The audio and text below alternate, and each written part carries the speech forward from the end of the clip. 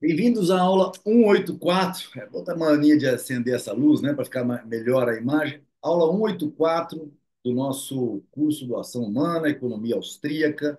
Estamos no subitem do item 6 que vocês viram, a aula 183, fabulosa. É uma das aulas que a gente mostra como eu sobrevivi, empresarialmente falando, com esse conhecimento. Saí arranhado, óbvio, como todo mundo sai, mas eu posso te garantir. Era para ter tido um caos na minha vida se não fosse Ludwig von Mises. Era para eu ter vivido o caos. Algo do tipo não entregar 800 unidades habitacionais. Pessoas que tinham, né, comprado seus sonhos. Graças a Ludwig von Mises, à economia austríaca, à ação humana. Bom, o subitem do item 6 é a alegada ausência de depressões numa organização totalitária. Então, vamos ver, né? Vamos ver se condiz aí aos fatos. A alegada ausência de depressões numa organização totalitária.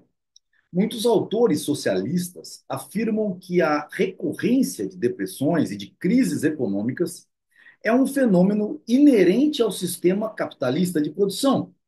Isso aí, isso aí, jornalistas especialistas em economia, economistas, a USP, Unicamp, a Unesp, por aí vai, tratam dessa maneira. Por outro lado, dizem eles, num sistema socialista isso não ocorreria. Bom, no cemitério, eu tenho certeza que quando você tira todas as pessoas que não estão usufruindo do papel do cemitério, ou seja, usufruindo no sentido de serem os verdadeiros clientes que estão enterrados, se você pegar somente os clientes do cemitério, aqueles que já estão enterrados lá, garanto que nenhum deles reclama para o coveiro. Bom, isso não significa que eles estão bem, significa que eles estão mortos. É uma brincadeira. Mas para que se entenda, como já ficou evidente e serão novamente mostradas mais adiante, as flutuações cíclicas da atividade econômica não é uma decorrência do livre funcionamento do mercado, mas uma consequência da interferência do governo com o objetivo de reduzir a taxa de juro abaixo do nível que o mercado livre a fixaria. Nós vamos ver mais adiante as questões, de que resulta uma série de coisas sobre isso. Mas nós vimos no item 6, né? Esse subitem é um subitem do item 6. Nós vimos de forma categórica, desmistificando a questão do precisa baixar a taxa de juros. Epa, né? Por ora, vamos examinar apenas a alegada estabilidade prometida pelo planejamento socialista. Mises tem essa coisa. Ele jamais ri na cara dos seus oponentes. Vocês querem que a gente faça uma análise? Vocês estão dizendo isso, então vamos fazer a análise. Antes de tudo, é essencial compreender que o que faz a crise surgir é o processo democrático de mercado. Antes de tudo, é essencial compreender que o que faz a crise surgir é o processo democrático de mercado. Os consumidores não aprovam a utilização que os empresários deram aos fatores de produção. Manifestam sua desaprovação comprando ou deixando de comprar.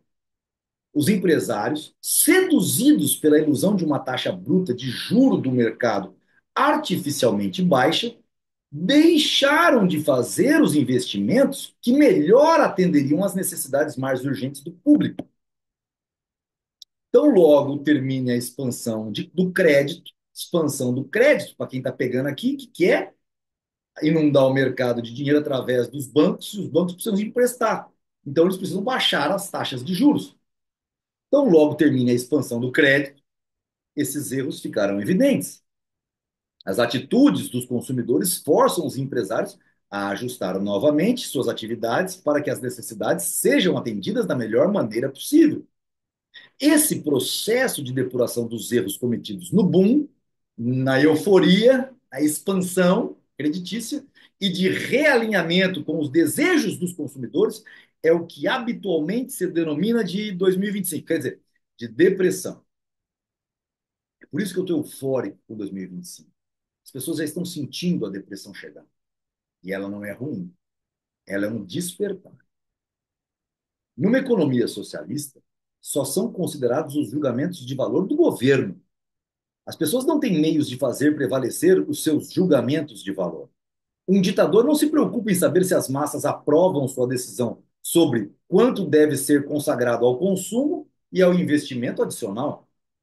Se o ditador investir mais e assim restringir os meios disponíveis para o consumo, o povo deve comer menos e calar a boca.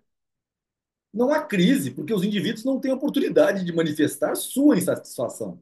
É o caso do morto no cemitério. Onde não há nenhuma atividade empresarial, esta não pode ser nem boa nem má. E quem está pensando em querer levantar a mão de que há atividade empresarial numa sociedade socialista, esquece. Já está pensando bobagem, volta lá para a página número 1 do Ação Humana. Pode haver escassez e fome, mas não depressão no sentido com que esse termo é usado na economia de mercado.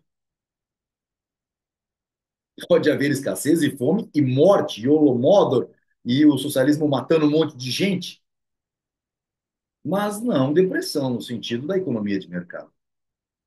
Entre os indivíduos, não tem liberdade de escolher.